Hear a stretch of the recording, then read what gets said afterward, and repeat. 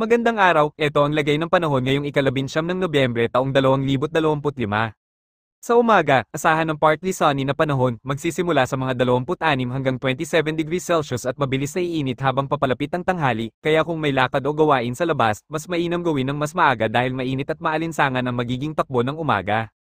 Pagsapit ng tanghali hanggang hapon, tataas ang temperatura hanggang 32 hanggang 33 degrees Celsius at may posibilidad ng thunderstorms bandang 1 p.m. hanggang 2 p.m. Kaya maghanda po tayo, lalo na kung naglalaba, nag-aayos sa labas, o may biyahe, maaari ring lumakas ang hangin sa paligid ng thunderstorm.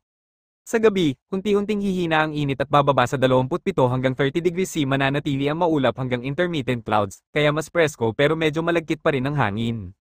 UV index, mataas sa umaga hanggang tanghali, kaya magpayong, magsombrero, at umiwas sa direktang araw. Paalala, dahil may banta ng biglaang buhos ulan sa hapon, siguraduhin naka-charge ang phone, may payong, at i-check ang paligid kung may kailangang iligpit bago umulan, manatiling alerto, ligtas, at hydrated sa buong araw. Yan ang lagay ng panahon ngayong ika-19 ng Nobyembre taong 2025.